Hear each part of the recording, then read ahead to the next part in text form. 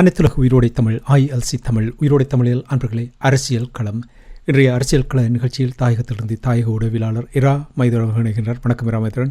வணக்கம் தானண்ணா, அன்பர்களுக்கும் நேர வணக்கம். உங்களுக்கும் வணக்கத்தை தெரிவித்துக் கொண்டு இரா மைதுரன், இன்றைய அரசியல் கள நிகழ்ச்சியில் முதலில் நாங்கள் வலிந்து காணாமலாக்கப்பட்டவர்களுடைய நிலைமைகளை பார்ப்போம்.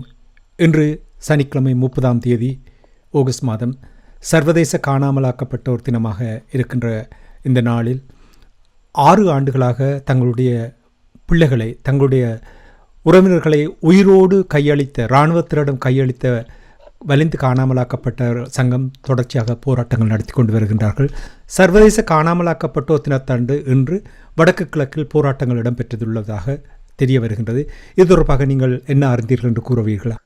உண்மை, நீங்கள் குறிப்பிட்டதை போன்று வலிந்து காணாமலாக்கப்பட்டோருடைய விவகாரம் என்பது தமிழ் மக்களுடைய நீதி கோருகின்ற அந்த போராட்டமாக இருக்கட்டும், இல்லை விடுதலை அரசியலினுடைய பயணமாக இருக்கட்டும், அதிலே ஒரு முதன்மையான ஒரு விவகாரமாகத்தான் அது முக்கியத்துவம் பெறுகின்றது. ஆனால் துரதிர்ஷ்டவசமாக அந்த விடயத்தினுடைய ஆழத்தையும் அதனுடைய ஒரு முக்கியத்துவத்தையும் எங்களுடைய தமிழ் தேசிய பரப்பில் இருக்கின்ற கட்சிகளாக இருக்கட்டும், சிவில் சமூகங்களாக இருக்கட்டும், இல்லை அந்த விடுதலை அரசியலை முன்கொண்டு செல்கின்ற எந்த ஒரு தரப்புமே உணர்ந்ததாக தெரியவில்லை. அதனால்தான் இன்று அவர்கள் 3000 நாட்களை கடந்து அவர்கள் தனித்தரப்பாக அவர்கள் வீதிகளிலே தங்களுடைய உறவுகளுக்காக ஒரு போராட்டத்தை நடத்துகின்ற நிலைமைக்கு தள்ளப்பட்டிருக்கின்றார்கள். அந்த வகையில்தான் ஒவ்வொரு மாதமும் 30ஆம் தேதி அந்த வலிந்து காணாமலாக்கப்பட்டோர் தினத்தை முன்னிட்டு அவர்கள் போராட்டங்களை நடத்தி வருவது வழக்கம்.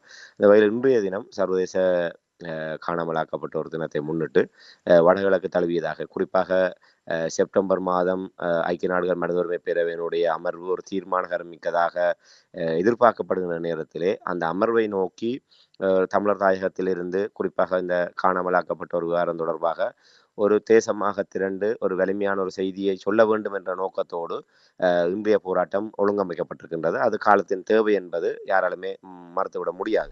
அந்த வகையில் தான் யாழ்ப்பாணத்திலும் மட்டக்களப்பிலும் ஒழுங்கமைக்கப்பட்ட வகையிலே அந்த போராட்டங்கள் பாரிய அளவிலே முன்னெடுக்கப்பட்டிருக்கின்றது. யாழ்ப்பாணத்திலே கிட்டு பூங்காவிலே ஆரம்பித்த போராட்டம் செம்மணி கண்மித்த பகுதி வரை அந்த பேரணியாக சென்று இந்த காணாமலாக்கப்பட்ட ஒரு விவகாரத்தையும் செம்மணியை தொடர்புபடுத்தி ஒரு சர்வதேச நீதி கோருகின்ற வகையிலான ஒரு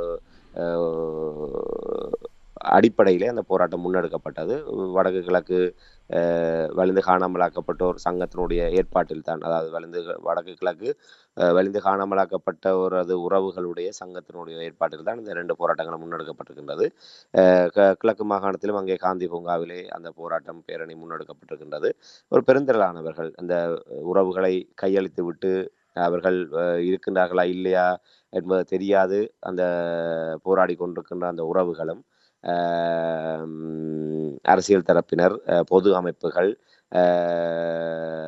அதே போன்று இந்த தமிழ் தேசிய ஆர்வலர்கள் என ஒரு பெருமண்ணிக்கானவர்கள் இந்த 2 இடங்களிலுமே அவர்கள் பங்கெடுத்திருக்கிறார்கள். குறிப்பாக யாழ் பல்கலைக்கழக மாணவர் ஒன்றியம் பலமை போன்று இதற்கு தங்களுடைய பூரண ஆதரவை வழங்கியதோடு இந்த போராட்டத்திலே அனைவரும் அணி சேர்ந்து அதை பலம் சேர்க்க வேண்டும் என்ற ஒரு கோரிக்கையும் அவர்கள் விடுத்திருந்தார்கள்.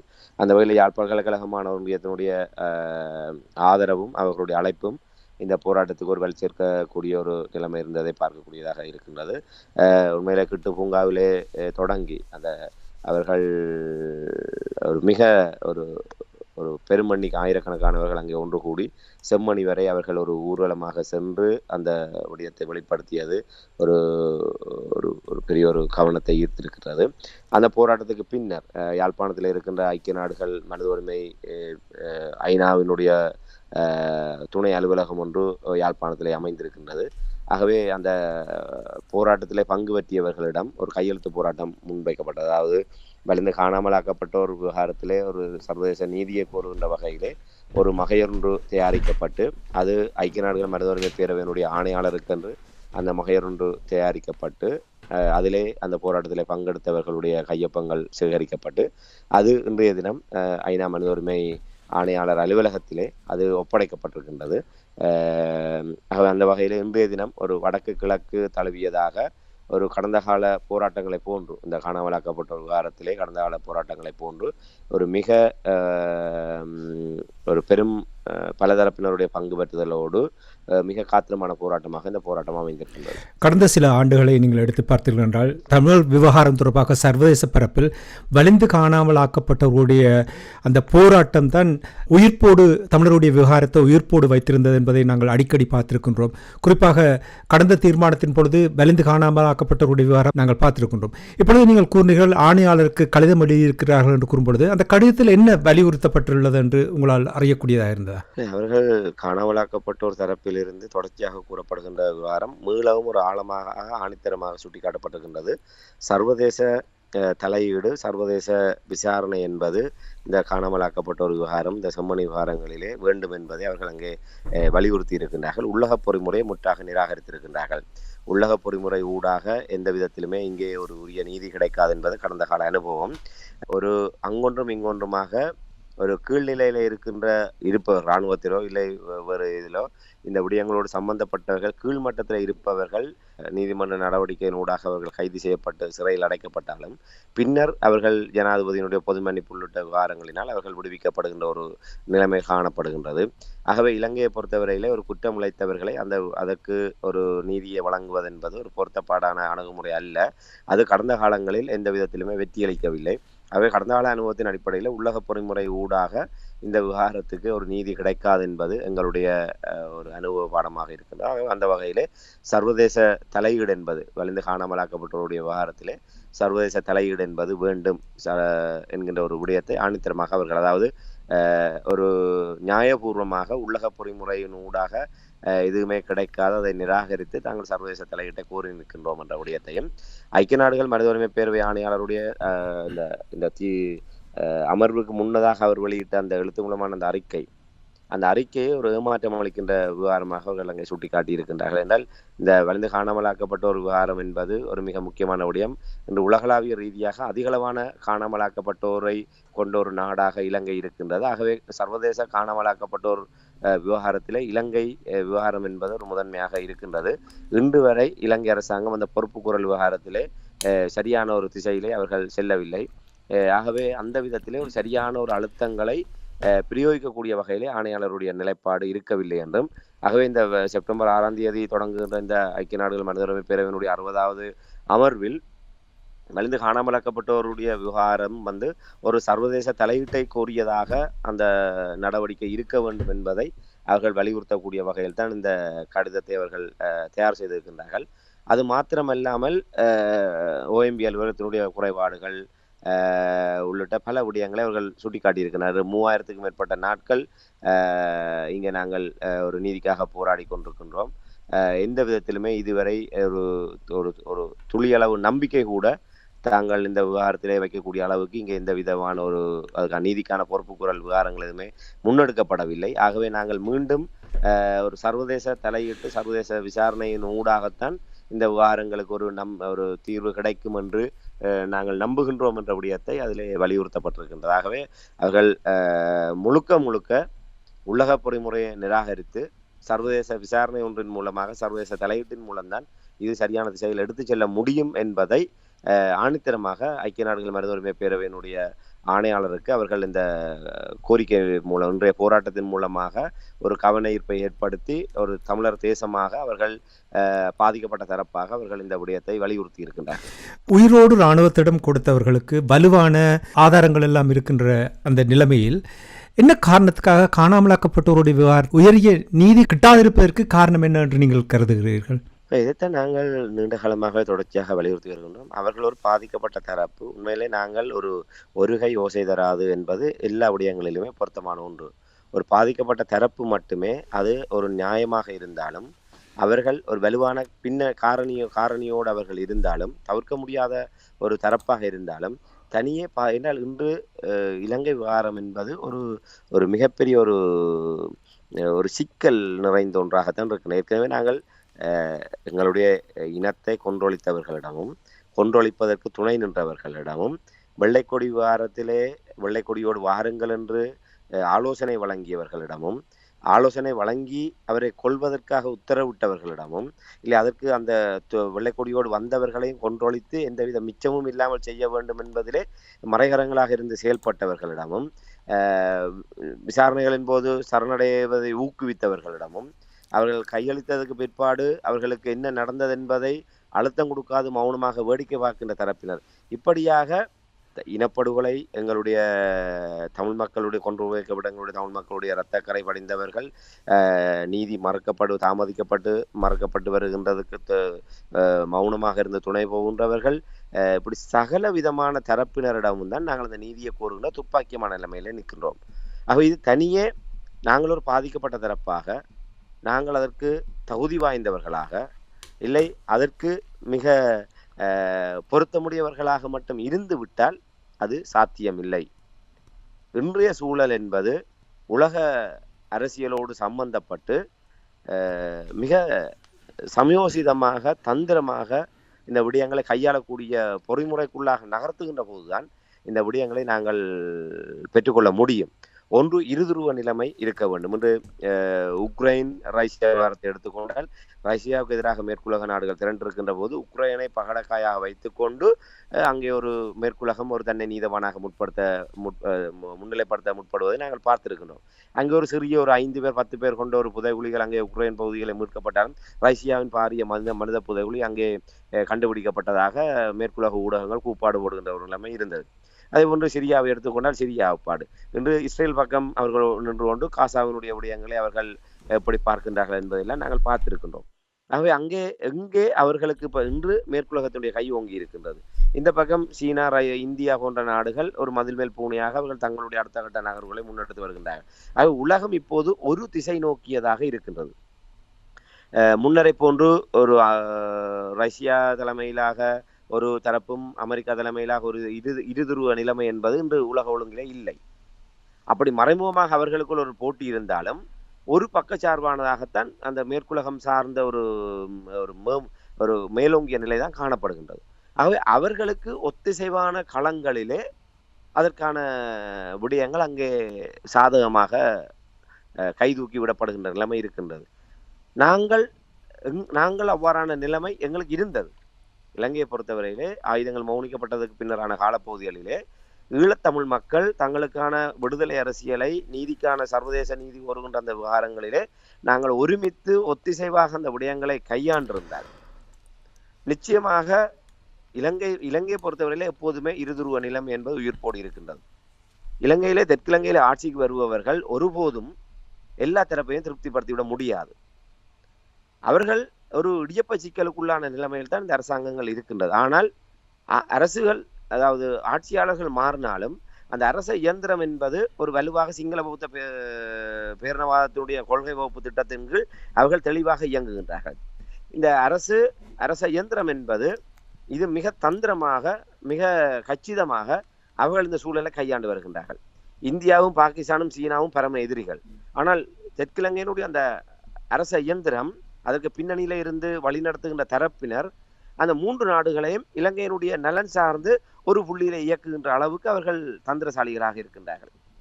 இன்று அமெரிக்காவும் சீனாவும் ஒரு பகை சக்திகளாக இருக்கின்றார்கள். ஆனால் அவர்களே ஒரு புள்ளியிலே கையாளுகின்ற அளவிலே அவர்கள் இருக்கின்றார்கள்.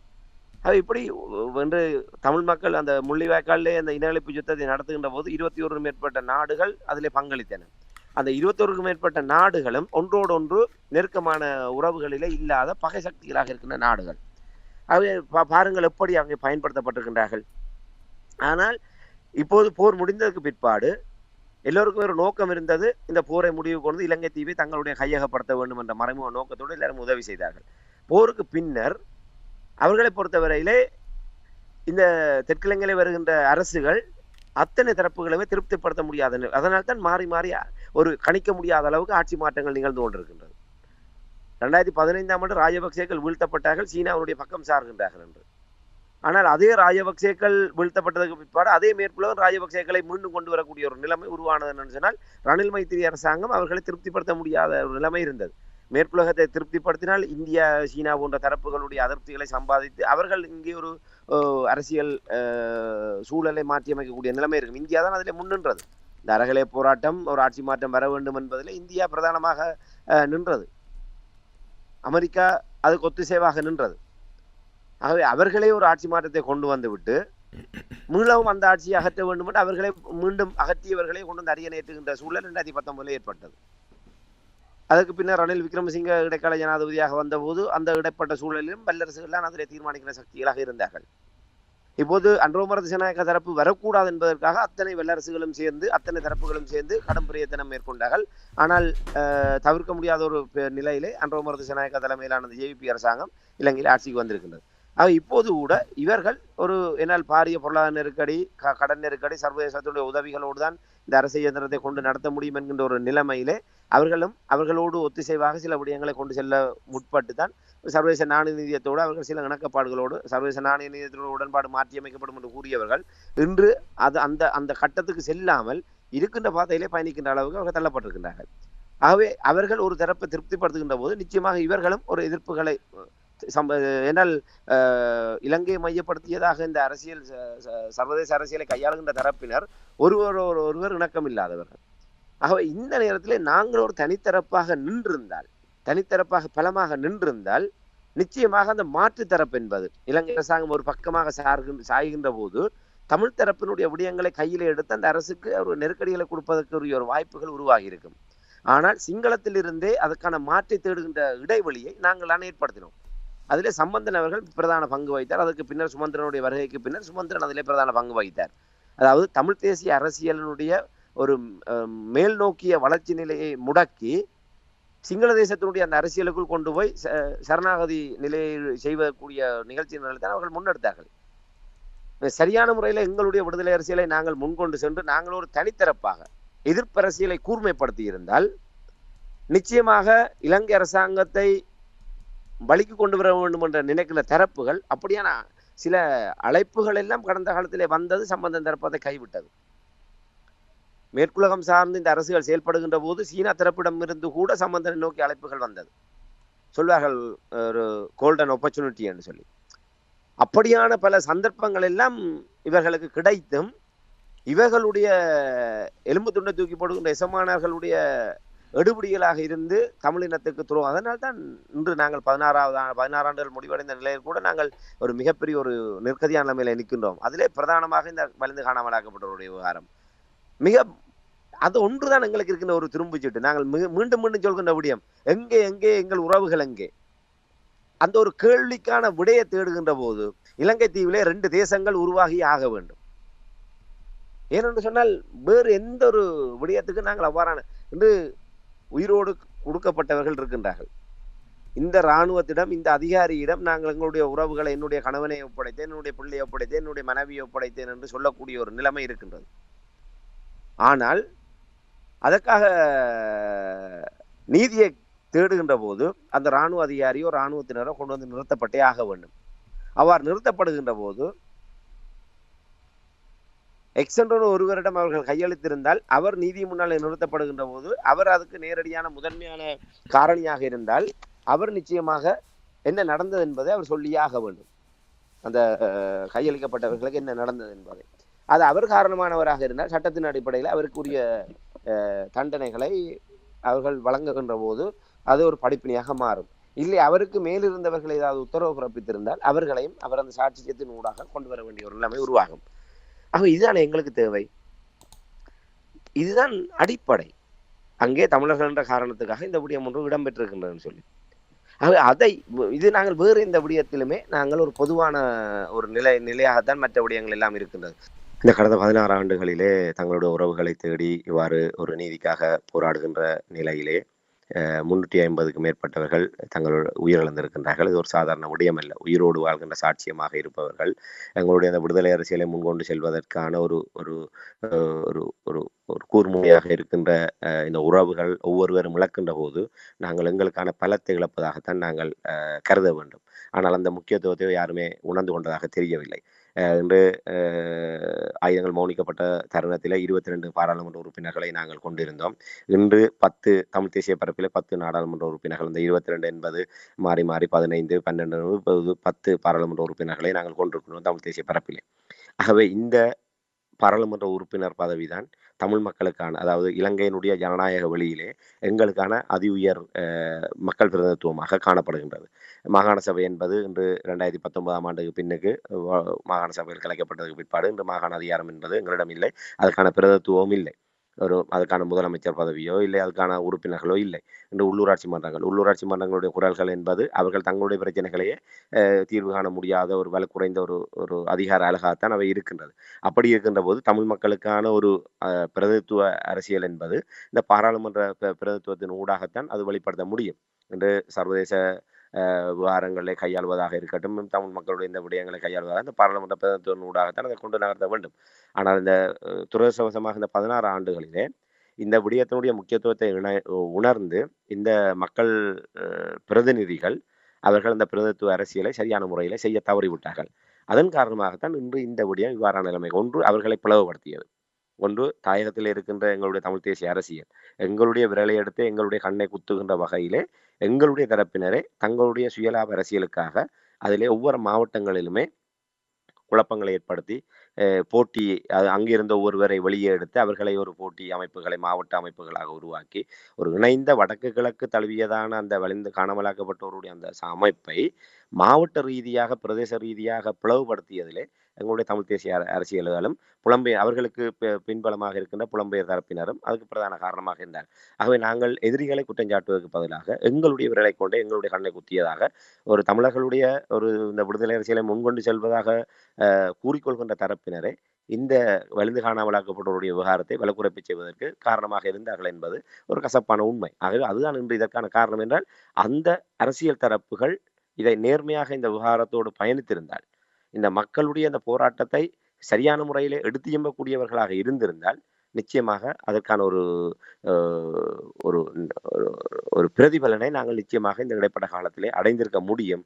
ஆகவே இப்போதும் அவர்கள் பாதிக்கப்பட்ட தரப்பினர், இவர்கள் மட்டுமல்ல, நில விடுவிப்புக்காக போராடுபவர்கள், பயங்கரவாத தடை சட்டத்தினால் பாதிக்கப்பட்டவர்கள், இப்படி பலரும் அவர்கள் தாங்களாகவே தங்களுக்காக போராடுகின்ற நிலைமையை இன்று உருவாகி இருக்கின்றது. ஆகவே இன்று அவர்களுடைய போராட்டத்திலே அரசியல் தரப்பினர் குளிர்காய்கின்ற நிலைமைதான் இன்றும் நிலவுகின்றது. ஆகவே அந்த ஒரு நிலைமைதான், அந்த ஒரு இருகை ஓசை தருகின்ற அளவுக்கு அந்த எங்களுடைய தமிழ் தேசிய அரசியலும் இந்த பாதிக்கப்பட்ட தரப்பினரும் இணைந்து அந்த விடயங்களை முன்னகர்த்தக்கூடிய ஒரு நிலைமை இல்லாததுதான் இந்த 16 ஆண்டு கால இடைவெளியிலும் இன்று அவர்கள் 3000 நாட்களுக்கு மேலாக வீதியிலே தங்களுடைய உறவுகளுக்காக போராடுகின்றார்கள். 350க்கும் மேற்பட்ட உயிரிழந்திருக்கின்றார்கள். இப்படியான நிலைமையிலும் அவர்கள் தங்களுக்கான ஒரு கணிசமான ஒரு இலக்கை அடைய முடியாத அளவுக்கு அவர்கள் இருப்பதற்கான காரணம் என்பது இந்த அரசியல் ஏமாற்றம் என்பதுதான் என்னுடைய அவதாயம். நிச்சயமாக நினைத்து பார்க்க முடியாமல் இருக்கின்ற 6 ஆண்டுகளாக வீதியிலிருந்து போராடுகிறார்கள் என்றால் தமிழ் மக்களுடைய நீதிக்கான போராட்டம் உயிர்ப்போடு சர்வதேச பரப்பில் இருக்கின்ற அவர்கள் அளித்த பங்கு, இந்த பங்கு அளப்பெரியது. நேற்றைய தினம் இராமேந்திரன் வடக்கு கிழக்கு தழுவிய கையெழுத்து போராட்டம் முன்னெடுக்கப்பட்டதாக கூறப்படுகிறது. அது யாரால் கையெழுத்து போராட்டம் முன்னெடுக்கப்பட்டது என்று கூற முடியுமா? இந்த போராட்டம் தமிழ் தேசிய பரப்பில் ஏற்கனவே நான் நினைக்கிறேன் கூறியிருக்கின்றேன். ஜனநாயக தமிழ் தேசிய கூட்டணியினுடைய ஏற்பாட்டில் அவர்கள் தமிழ் தேசிய பரப்பில் இயங்குகின்ற கட்சியினரோடு ஒரு கலந்துரையாடலை நடத்தி ஒரு வடக்கு கிழக்கு தழுவியதாக ஒரு கையெழுத்து போராட்டம், அதாவது ஐநா ஆணையாளரை நோக்கியதாக சர்வதேச நீதி கோருகின்ற வகையில் இந்த செம்மணி உள்ளிட்ட புதைகுழிகள் மற்றும் தமிழ் மக்களுடைய விவகாரங்களிலே ஒரு சர்வதேச நீதி கோருகின்ற வகையிலே ஒரு கையெழுத்து போராட்டத்துக்கு அழைப்பு விடுத்திருந்தார்கள். அந்த வகையிலே நேற்றைய தினம் தமிழர் தாயகத்தினுடைய முக்கியமான நகரங்களிலே, குறிப்பாக அதனுடைய ஒரு முதன்மை நிகழ்வு யாழ் நகரப்பகுதியில் முன்னெடுக்கப்பட்டது. சகல கட்சியினர், அதாவது ஜனநாயக தமிழ் தேசிய கூட்டணி, தமிழ் தேசிய பேரவை, தமிழரசு கட்சி என சகல தமிழ் தேசிய பரப்பில் இயங்குகிற கட்சிகளும் இணைந்து அதனுடைய பிரதிநிதிகள் பங்கு பெற்றி யாழ்ப்பாணம், கிளிநொச்சி, முல்லைத்தீவு, வவுனியா, மன்னார் என வடமாகாணத்திலே இந்த போராட்டம் கணிசமாக முன்னெடுக்கப்பட்டிருந்தது. கிழக்கு மாகாணத்திலும் இந்த கையெழுத்து போராட்டம் முன்னெடுக்கப்பட்டது. சில நாட்களிலே அந்த கையெழுத்து போராட்டம் வடக்கு கிழக்கு தழுவியதாக ஏனைய இடங்களிலே விரிவுபடுத்தப்பட்டு அந்த போராட்டத்தை, அந்த கையெழுத்தடங்கிய அந்த கோரிக்கை மகஜரை ஐக்கிய நாடுகள் மனித உரிமை ஆணையாளருக்கு அனுப்பி வைப்பதற்குரிய நடவடிக்கையாக அது முன்னெடுக்கப்பட்டிருக்கின்றது.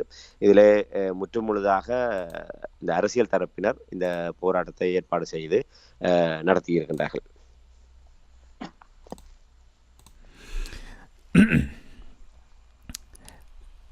ராமதரன், அரசியல் தரப்பினர் கையெழுத்து போராட்டத்தை நடத்தியிருக்கிறார் என்று நீங்கள் கூறும்பொழுது எல்லா கட்சிகளும் இணைந்து இங்கே பங்கெடுப்பது ஒரு ஆரோக்கியமான விடயமாக பார்க்கலாம் தானே? இல்ல நாங்கள் இதையாவது செய்கின்றார்களே என்று எங்களை நாங்களே திருப்திப்படுத்திக் கொள்கின்ற அளவில் தான் 16 ஆண்டுகால அரசியல், தமிழ் தேசிய அரசியல் என்பது இருக்கின்றது. உண்மையிலே சிந்தித்து பாருங்கள், நாங்கள் ஒரு பாதிக்கப்பட்ட தரப்பு. எங்களுக்குள் எத்தனை பிளவுகள் இருக்கின்றது. தமிழ் தேசிய அரசியல் பரப்பிலே தமிழ் தேசிய பேரவை ஒரு கடிதம் ஒன்றை ஐக்கிய நாடுகள் மனித உரிமை பேரவைக்கு அனுப்பியிருக்கின்றது. தமிழரசு கட்சி தனியாக ஒரு கடிதம் ஒன்றை அனுப்புகின்றது. இப்போது ஜனநாயக தமிழ் தேசிய கூட்டணியுடைய ஏற்பாட்டில் ஒரு கையெழுத்து போராட்டம் ஒன்று நடத்தி அவர்கள் ஒரு கடிதம் ஒன்றை அனுப்ப போகின்றார்கள். இன்னொரு தரப்பு கடிதம் அனுப்புகின்றது. இப்போ கலந்து காணாமலாக்கப்பட்டவர்கள் தனியாக ஒரு போராட்டம் நடத்தி அதை ஒரு அனுப்புகின்ற ஒரு நிலைமை உருவாகி இருக்கின்றது. ஆகவே நாங்கள் இப்படியாக தனித்தனியாக இந்த விடயங்களை கையாளுகின்ற அளவுக்கு ஒவ்வொருவரும் ஒவ்வொரு தேவைகளின் நிமித்தமாக இந்த விடயங்களை செய்வதாகத்தான் அவதானிக்க முடிகின்றது. ஒரு ஒரு திரட்சியை காட்டக்கூடிய ஒரு நிலைமை இருக்கவில்லை. ஆகவே இவர்கள் ஒன்று சேர்ந்து விட்டார்கள் என்பதற்காக இந்த இந்த ஒற்றுமை என்பது எதற்காக ஏற்பட்டது? அது நின்று நிலைக்குமா? நீடிக்கக்கூடியதா? ஒரு பொதுவான விடயங்களிலே கேட்டுக்கல்வி இல்லாமல் கொள்கை அடிப்படையிலே இணையக்கூடிய தன்மை இருக்கின்றதா? இல்லை. என்னென்றால் அடுத்த மாகாண சபை தேர்தல் வரப்போகின்றது. ஆகவே தாங்கள் அம்பலப்பட்டு விடுவோமோ என்கின்ற ஒரு அச்சத்தோடும், இல்லை இப்படியான விடயங்களில் சேர்ந்து நின்று கொண்டு தாங்களும் இந்த விடயங்களிலே சேர்ந்து நிற்கின்றோம் என்று காட்டிக்கொண்டு மக்களிடையே தங்களை முதன்மைப்படுத்தக்கூடிய ஒரு அரசியலை தான் இதிலே பார்க்கக்கூடியதாக இருக்கின்றது. இவர்கள் எல்லோருமே ஒன்று சேர்ந்து விட்டார்கள் என்பதற்காக இவர்கள் அந்த விடுதலை அரசியலை முன்கொண்டு செல்வதிலே திட சங்கல்பம் பூண்டிருக்கின்றார்கள் என்று நாங்கள் கருதிவிட முடியாது. இன்று கையெழுத்து போராட்டம் முடிந்து விட்டது. அடுத்த போய் அவர்கள் தூங்கி விடுவார்கள். பின் அவர்களுடைய அடுத்த ஒரு இலக்கு வருகின்ற போது அதிலே வருவார்கள். அப்ப தொடர்ச்சி என்ன? இதனுடைய தொடர்ச்சி என்ன? எப்படி நாங்கள் இன்று தமிழர் தாயகம் என்பது இன்று ஒரு தமிழ் தேசியத்திடமிருந்து ஒரு நீக்கம் செய்கின்ற நிலைமை மாறி இருக்கின்றது. அதை தக்க வைப்பதற்கு நாங்கள் என்ன செய்கின்றோம்? எங்களுடைய கட்டமைப்பு ரீதியாக எங்களுடைய மக்களை வளப்படுத்துவதற்கு நாங்கள் என்ன செய்கின்றோம்? எந்த வேலை திட்டமுமே இல்லை. ஆகவே இவர்கள் இப்படியான போராட்டங்களின் ஊடாகத்தானே தங்களுடைய அரசியல் இருப்பை தக்க வைப்பதற்கு நாங்கள் பொதுவாக பார்க்கின்ற போது இந்த விடயங்கள் எல்லாம் வலிச்சேர்க்கக்கூடிய விடயங்கள். ஆனால் இதற்காகத்தானா இவர்களை மக்கள் பிரதிநிதித்துவத்தின் ஊடாக நாங்கள் பார்க்கின்றோம் என்ற கேள்வியிலே ஒன்று நாங்கள் திருப்திப்படுவோமாக இருந்தால் இதை நாங்கள் ஏற்றுக்கொண்டு ஆக அற்புதம் என்று சொல்லி கடந்து செல்லலாம். ஆனால் உண்மையான பிரதிநிதித்துவ அரசியல் என்பது தமிழ் மக்களுக்கு, தமிழ் தேசியத்துக்கு, இந்த விடுதலை அரசியலுக்கு என்ன செய்ய வேண்டும் என்ற அளவுகோலிலே நாங்கள் பார்ப்போமாக இருந்தால் முற்றுமுழுதான ஏமாற்றத்துடன் இந்த விடயங்களை பார்க்க முடியும். அந்த வகையிலே நாங்கள் அந்த கண்ணோட்டத்திலே 2வது கண்ணோட்டத்திலே நாங்கள் பார்க்கின்ற அடிப்படையிலே இதை நாங்கள் ஒரு ஆரோக்கியமாக பார்க்கக்கூடிய எந்த காரணிகளும் இதில் இல்லை என்பதைத்தான் நான் இந்த இடத்திலே வேதனையோடு பதிவு செய்ய முடியும். அப்படி என்றால் என்ன செய்வது ராமதர்? இப்போ தாங்கள் தங்களை திருப்திப்படுத்துவதற்காக சில காரியங்களை நடத்துகிறார்கள். அப்போ என்ன செய்ய முடியும்? இதற்கு முன்னர் இருந்த சிவில் சமூக அமைப்புகளை இவர்கள் பலகீனப்படுத்தினார்கள். ஏற்கனவே தமிழ் மக்கள் பேரவை ராய்ப்பு ஜோசப் அவர்கள் அந்த விட்ட இடத்திலிருந்து ஒரு தமிழ் மக்கள் பேரவை ஒரு காலத்தின் தேவையாக உருவாகியது. சுயநல அரசியல் காரணமாக, அரசியல் தன்முனைப்பு காரணமாக, ஒன்று சொல்கின்ற தன்முனைப்பு காரணமாக, இந்த தமிழ் தேசிய கட்சிகளுக்கிடையே இருந்த பிடுங்குப்பாடு காரணமாக தமிழ் தேசிய பேரவை அகால மரணமடைய செய்யப்பட்டது. அது கோமா நிலையிலே உரைநிலையில் வைக்கப்பட்டது. ஆகவே இன்று ஆயுத மௌனிப்புக்கு பின்னர் சரிவுளைக்கு அப்பால், அதிலே பலகீனங்களுக்கு அப்பால் ஒரு தமிழ் மக்கள் பேரவை என்ற ஒரு கட்டமைப்பு தான் தமிழ் மக்களை ஒரு பொது நிலையிலே வழிநடத்தக்கூடிய ஒன்றாக இருந்தது. அதுவும் கோமா நிலையில இருக்கும் ஒரு திடீரென்று ஏதாவது ஒரு பிரச்சனைகள் வருகின்ற போது தன்னை விழித்துக் கொண்டு ஒரு அறிக்கையை விட்டுவிட்டு ஒரு கருத்தாளுக்கு அழைப்பு விட்டு இல்லை ஒரு கடிதங்களை அனுப்பிவிட்டு திருப்பி மீளவும் கோமா நிலைக்கு சென்று விடும். அப்படி இருந்தாலும் அந்த தமிழ் தேசிய அரசியலில் அது ஒரு தேவை இருந்த காரணத்தினால் அதை மக்கள் ஏற்றுக்கொண்டார்கள். விமர்சனத்துக்கு அப்பால் ஏற்றுக்கொண்டார்கள். அந்த ஒரு செயல்பாட்டு நிலைமையை கடந்து அவ்வப்போது விழித்துக் கொண்டு அவ்வப்போது ஏதாவது செய்துவிட்டு மீளவும் ஒரு கோமா நிலைக்கு செல்வதை கூட மக்கள் பரவாயில்லை என்கின்ற அளவுக்கு அது ஒரு பொதுவான ஒரு கட்டமைப்பாக பார்க்கப்பட்டது. அது 2019க்கு பின்னர் அது திட்டமிட்டு தமிழ் தேசிய அரசியலினாலே அது அகால மரணமடைய செய்யப்பட்டது. அதற்கு பின்னர் P2P தன்னெழுச்சியாக இடம்பெற்றது. அது கூட ஒரு அமைப்பாக்கமாக வருவதற்கு இந்த தமிழ் தேசிய அரசியலும் முன்னர் பழந்துண்டு கொட்டைப்பட்ட தமிழ் தேசிய அதாவது சிவில் சமூகம் என்ற பேரில் இருப்பவர்களும் அதுக்கு தடையாக இருந்தார்கள். ஆகவே அந்த விடயங்களை வைத்து பார்க்கின்ற போது அந்த தமிழ் தேசிய அரசியலில் தான் அனைத்து விடயங்களுமே வந்து நிற்கின்றது. அது ஒரு சிவில் அமைப்புகள் இதுவரை காலம் அப்படித்தான் நடந்தது. ஒரு எழுகதமிழ் இந்த நிகழ்வுகள் எல்லாம் எதற்காக முன்னெடுக்கப்பட்டது? இப்படி கடைசியாக 2019 எழுகதமிழ் எதற்காக முன்னெடுக்கப்பட்டது? இதே போன்று ஒரு செப்டம்பர் ஜெனீவா அமர்வுக்காக இந்த கால நீடிப்பு என்ற அடிப்படையிலே தமிழ் மக்களுடைய விவகாரம் ஒரு மடைமாற்றப்படக்கூடிய நிலைமையிலே இல்லை, தாயகம், தேசியம், தன்னாட்சி உரிமை, சர்வதேச விசாரணை உள்ளிட்ட தமிழ் மக்களுடைய பிரதான கோரிக்கைகள் தான் தமிழ் மக்களுடைய கோரிக்கை என்பதை மீள சர்வதேசத்துக்கு தேசமாக எடுத்து எம்புவதற்காகத்தான் அந்த எழுகதமிழ் நடத்தப்பட்ட 2019. தமிழ் மக்களுடைய வாக்குகளால் தெரிவு செய்யப்பட்ட பிரதிநிதிகள் அவர்கள் தங்களுடைய வசதிக்கேற்றவாறு மக்களுடைய ஆணையை இவர்கள் மடைமாற்றியதன் காரணமாக மீளவும் தேசமாக அதை நிரூபிக்க வேண்டியிருந்தது. அதிலே அரசியல் தரப்புகள் இருந்தார்கள், சிவில் அமைப்புகள் இருந்தன, பொது அமைப்புகள் இருந்தது, சமூக மட்ட அமைப்புகள் இருந்தது, பாதிக்கப்பட்ட தரப்புகள் இருந்தது. எல்லா தரப்புகளுமே ஒன்றாக இணைந்து அந்த எழுகதமிழ் பிரகடனத்தின் ஊடாக சர்வதேசத்துக்கு, சிங்கள தேசத்துக்கு, தமிழ் தரப்புக்கு ஒரே ஒரு செய்தியைத்தான் ஒரு தரப்பாக சொன்னோம். அதுதான் வலிமை. அதற்குத்தான் வலிமை இருக்கின்றது. அந்த விடயத்துக்கு ராஜேந்திர மட்டத்திலே மிகப்பெரிய ஒரு பார்வை இருக்கும். ஆனால் இன்று தமிழ் தேசிய பரப்பிலே இயங்குகின்ற கட்சிகளுக்கு இடையே 3-4 கடிதங்கள், பாதிக்கப்பட்ட தரப்பு தனியாக ஒரு கடிதம், தாயக செலணி என்கின்ற ஒரு முன்னாள் போராளிகளை கொண்ட ஒரு கட்டமைப்பு, உண்மையிலே அவர்கள் ஒரு தனித்தரப்பாக இந்த அரசியல் பின்புலமும் இல்லாமல் வடக்கு கிழக்கிலே ஒரு சில நாட்களிலே 1,30,000க்கும் மேற்பட்ட கையெழுத்துக்களை பெற்று அவர்கள் ஐக்கிய நாடுகள் மனித உரிமை பேரவைக்கு அனுப்பியிருக்கின்றார்கள். ஏன் இந்த அரசியல் தரப்பினர் இந்த பாதிக்கப்பட்ட தரப்போடு ஒன்று சேரவில்லை? ஏன் இவர்கள் தனி ஒரு போராட்டத்தை நடத்த வேண்டிய தேவை ஏன் ஏற்பட்டது? ஏன் நீங்கள் ஒரு தரப்பு முன்னெடுக்கின்றது, அவர்களுக்கு ஒரு அரசியல் இல்லை, காணாமலாக்கப்பட்ட உறவுகள் காணாமலாக்கப்பட்டவர்களாக செய்கின்றார்கள். தாயக செலணி அவர்கள் இந்த அரசியலிலிருந்து ஏமாற்றப்பட்டு ஏதோ ஒருவர் அந்த விடயத்தை கையெடுக்க வேண்டும் என்பதை செய்கின்றார்கள். ஏன் அந்த போராட்டங்களோடு நீங்கள் இணைந்து அதை வலுப்படுத்துவதற்கு முயற்சி செய்யவில்லை? சரி, இந்த ஒரு விடயத்தையாவது இன்றைய தினம் காணாமலாக்கப்பட்டவருடைய உறவுகளுடைய இந்த போராட்டத்திலே எல்லோரும் பங்கெடுத்தீர்கள், அது வேறு விடயம். அதை இன்னும் பலப்படுத்துவதாக இருந்திருந்தால் அந்த ஒன்றை நாங்கள் முதன்மைப்படுத்தி இருக்கலாம் தானே, எல்லோருடைய பங்கு பெற்றுதலோடு. ஆக நீங்கள் ஏனைய இடங்களில் சேகரித்த கடிதங்களை எல்லாம் கொண்டு வந்து இந்த கோரிக்கையை மையப்படுத்தி இதனூடாக அனுப்பி வழி செய்திருக்கலாம் தானே. இப்போது தேவை தமிழர்கள் தேசமாக தங்களுடைய உணர்வுகளை, தங்களுடைய கோரிக்கைகளை பிரதிபலிப்பதுதான் தாயகத்துடைய இன்றைய தேவையாக இருக்கின்றது. அதுதான் எங்களுடைய பலகீனமாக மாறி இருக்கின்றது. இன்று சுமந்திரன் ஒன்றை கூறுகின்றார், கஜேந்திரகுமார் பொன்னம்பலம் ஒன்றை கூறுகின்றார், சுரேஷ் பிரமேந்திரப் ஒன்றை கூறுகின்றார், விக்னேஸ்வரன் ஒன்றை கூறுகின்றார், மற்ற வேறு தரப்பினர் இன்னொன்றை கூறுகின்றார்கள். ஆகவே ஒவ்வொரு தரப்புகளும் என்னென்றால் இப்படி எங்களை பிளவுபடுத்தி வைத்துக் கொண்டு, இப்ப இந்தியாவை பொறுத்தவரையில இந்தியா நேர்மையாக தமிழர் விவகாரத்திலே தலையிடுகின்ற நிலைமை இல்லை. ஆகவே தனக்கேற்றவாறு ஒரு தரப்பை இங்கே கையாண்டு கொண்டு தனக்கேற்றவாறு அவர்களை இங்கே குரல் எழுப்ப வைத்துவிட்டு அவர்களோடு தன்னை திருப்திப்படுத்திக் கொள்கின்றது. அமெரிக்கா தன் சார்ந்தவர்களை வைத்துக்கொண்டு அவர்கள் திருப்திப்படுத்திக் கொள்கின்றார்கள். அதே போன்று இந்த இலங்கை விவகாரத்தை கையாளுகின்ற ஒவ்வொரு தரப்பும் தமிழர் தரப்பையும் கூறு போட்டு அதற்கேற்றவாறு தங்களுக்கான ஒரு தரப்பை இங்கே அவர்கள் ஊக்குவித்துக் கொண்டிருக்கின்றார்கள். இதன் காரணமாக தமிழர்கள் ஒரு விடயத்தை முதன்மைப்படுத்த முடியாத நிலைமை. அதனால்தான் இன்று சர்வதேசத்தினுடைய முதன்மை நிகழ்ச்சி நிரலில் இருந்த தமிழர் விவகாரம் என்பது இன்று 10ஓடு 11ஆக புறம் ஒதுக்கப்பட்டு பொருளாதார நெருக்கடி, கோவிட் பிரச்சனை, இன்று ஆட்சி மாற்றம், இப்படியான விடயங்களில் சிங்கள தேசத்துக்கு ஒரு அவர்களுக்கான அவகாசத்தை கொடுப்பதற்கான ஒரு இடைவெளியை நாங்கள் ஏற்படுத்தி இருக்கின்றோம். ஆகவே இதை எல்லோருக்குமே தெரியும், தெரியாமல் தான் செய்கின்றார்கள் நாங்கள் கருதிவிட முடியாது. எல்லோருக்குமே தெரிந்துதான் தமிழ் தேசிய அரசியலை அவர்கள் இவ்வாறான பங்குரோந்த நிலைமைக்கு கொண்டு வந்திருக்கின்றார்கள். இப்போது தங்களுடைய அரசியல் இருப்பு அடிபட்டு போய்விடப் போகுது, அரசியல் எதிர்காலம் சூனியமாக போகின்றது என்பதற்காக மீளவும் எல்லோரும் இந்த விடயத்தை முன்வைத்து அவர்கள் ஒரு அணியிலே வருவதாக பாசாங்கு காட்டிக் கொண்டிருக்கின்றார்கள். ஆகவே உளப்பூர்வமாக இந்த விடயங்களிலே நீங்கள் இந்த விடயங்களை எல்லாம் கைவிட்டு, எல்லோருக்குமே தெரியும் இந்த நீண்ட காலமாக 2019க்கு பின்னர் தமிழ் மக்கள் தேசமாக ஒரு விடயங்களை முன்வைக்கக்கூடிய ஒரு வழி இல்லாமல் போய்விட்டது. இந்த ஜெனீவாவை மையப்படுத்தி இப்படியாக கையெழுத்து போராட்டங்களை அதை செய்கின்றோம் இதை செய்கின்றோம் என்று ஒவ்வொரு சந்திகளில் நின்று கொண்டு அப்படியே சிலைகளை போன்று நின்று கொண்டு நீங்கள் காட்சி கொடுப்பதற்கு பதிலாக இதை செய்திருக்கலாம். ஆனால் செய்வதற்கு இவர்களிடம் தகுதி இல்லை. வடக்கு கிழக்கு தழுவியதாக தமிழ் மக்களை ஓரணியிலே திரட்டக்கூடிய அழைப்பு விடக்கூடிய நிலையிலே எந்த ஒரு அரசியல் தரப்புகளும் தகுதி இழந்து விட்டன. அவர்களால் அணி திரட்ட முடியாது. ஒரு மாவட்டத்தில் கூட ஒரு தாக்கம் செலுத்தக்கூடிய ஒரு போராட்டத்தை, என்றால் அவர்கள் இலகுவான வழிமுறைகளை தான் கையில் எடுக்கின்றார்கள். கர்த்தால் கையெழுத்து போராட்டம்.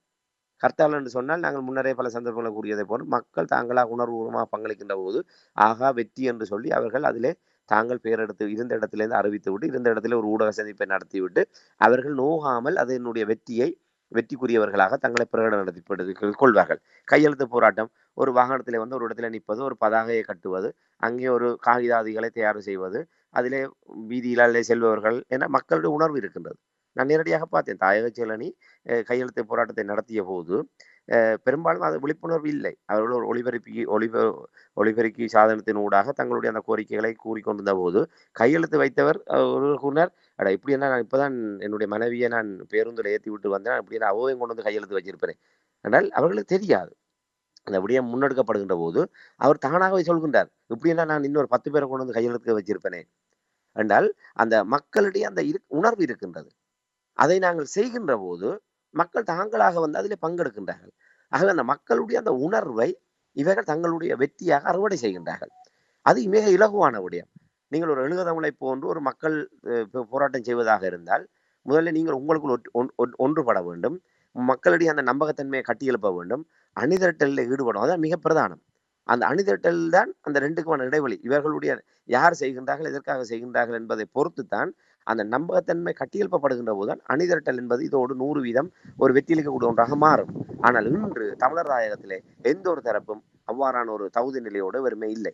அதன் காரணமாக மிக இலகுவாக சுலபமாக தங்களை இவ்வாறு அடையாளப்படுத்தி தாங்களும் ஒரு தமிழ் தேசிய அரசியலிலே தாங்களும் ஒரு அக்கறை உள்ளவர்களாக இருக்கின்றோம் என்பதை காட்டிக்கொள்ளக்கூடிய வகையிலான போராட்ட வழிமுறைகளைத்தான் இவர்கள் தேர்ந்தெடுக்கின்றார்கள். ஆகவே உங்களால் எது இயலும், உங்களுக்கு எது சரியென்று படுகின்றது என்பதை விட்டுவிட்டு தமிழர் தாயகத்துக்கு எது தேவை, முள்ளிவாய்க்காலிலே கொன்றொழிக்கப்பட்டவங்களுடைய உறவுகளுக்கு என்ன தேவை, செம்மணியிலே புதைக்கப்பட்டு இன்று புதைகுழிகளுக்குள் இருந்து வெளியே வந்து நீதி கேட்கின்ற அந்த உறவுகளுக்கு என்ன தேவை, இன்று வீதிகளிலே 3000 நாட்களை கடந்து போராடுகின்ற அந்த உறவுகளுக்கு என்ன தேவை, நிலங்களை உயர் பாதுகாப்பு நிலையத்திலே பறிகொடுத்து விட்டு இன்றும் அகதிகளாக உள்நாட்டிலே அலைந்து திரிகின்ற எங்களுடைய உறவுகளுக்கு என்ன தேவை, அந்த தேவைகளின் நிமித்தமாக நீங்கள் சிந்தித்து பாருங்கள். ஒற்றுமை என்பதுதான் அதனுடைய முடிவாக இருக்கும். அந்த ஒற்றுமைக்கு நீங்கள் எத்தனை பேர் தயாராக இருக்கின்றீர்கள்? தமிழர் தேசமாக எங்களுக்கு தேவை இதுதான் என்பதை ஒரே குரலாக சொல்வதற்கு அந்த முயற்சி எடுப்பதற்கு எத்தனை பேர் தயாராக இருக்கின்றார்கள்? அது அது அது ஒன்றுதான் இவர்கள் செய்ய வேண்டிய வேலை. இவர்களுக்கு தெரிந்தும் இவர்கள் தங்களுடைய பலகீனங்களை மறைப்பதற்கு இப்படியான ஒரு போராட்ட வடிவங்களை அவர்கள் தெரிவு செய்து கொண்டிருக்கின்றனர். ஆகவே அதனால் நாங்கள் கூறியதை போன்று தமிழ் மக்களுடைய அந்த விடுதலை முன்கொண்டு செல்கின்ற அந்த பயணத்திலே இதை நாங்கள் ஒரு ஆரோக்கியமாக ஒரு ஆக்கப்பூர்வமான விவகாரங்களாக நாங்கள் பார்த்து விட முடியாது. இதையும் செய்து விட்டு போகின்றார்களே என்று எங்களை நாங்கள் திருப்திப்படுத்திக் கொள்வோமாக இருந்தால் அப்படியானவர்கள் மட்டுமே இந்த விடயங்களிலே ஆறுதல் அடைய முடியும் என்பதுதான் என்னுடைய பார்வை. நன்றி இராமேந்திரன், சிறப்பான பார்வை. தொடர்ச்சியாக எங்களுடைய மக்கள் அழுத்தத்தை பெரிய வைக்க வேண்டும். மக்களுடைய அழுத்தத்தின் பிரகாரம்தான் இவர்கள் இதை ஒன்றுபட்டு செயல்படுவது போல் காண்பித்தாலும், ஆனால் நீங்கள் கூறுவது உண்மைதான். தற்காலிகமாக அவர் தங்களுடைய தேவை கருதி அப்படி செய்வார்களாக இருந்தால் நிச்சயமாக மக்கள் அடையாளம் கண்டு அதற்கேற்ற சரியான தக்க பதில் கொடுக்க வேண்டும் என்பதை. என்றால் மெதுவாக மக்கள் தங்களுடைய குரல்களை உயர்த்தத் தொடங்கிவிட்டார்கள். அந்த மாற்றத்தை கொண்டு வருவார்கள் என்ற நம்பிக்கை இருக்கின்றது என்பதை கூறிக்கொண்டு இன்றைய அரசியல் கலை நிகழ்ச்சியை இதோடு நிறைவு கொண்டு வந்து மீண்டும் ஒரு நிகழ்ச்சி இடந்திருப்போம். அதுவரைக்கும் நன்றி, வணக்கம். நிச்சயமான நன்றி, வணக்கம். எமது பார்வையாளர்களுக்கு வணக்கம். மக்களின் குரலாய் ஓங்கி ஒலிக்கும் இலக்கு மின்னிதழ் மற்றும் உயிரோடை தமிழ் வானொலி ஆகிய இவ்விரு ஊடகங்களும் உங்களைப் போன்ற எமது நேயர்கள் நண்பர்களின் ஆதரவிலேயே இயங்கி வருகின்றன. மிக குறைந்த வளங்களுடன் பல இடர்கள் மற்றும் தடைகளை தாண்டி பயணிக்கும் எமது ஊடகங்களின் பணிகள் மேலும் வளர உங்களால் முடிந்த நிதியுதவியை வழங்கி இன்னும் காத்திரமான செயற்பாடுகளை முன்னெடுக்க உதவுமாறு மிகவும் பணிவன்புடன் வேண்டி நிற்கின்றோம். உங்கள் பங்களிப்பு உங்களின் உரிமை குரலாய் ஓங்கி ஒலிக்கும். நன்றி.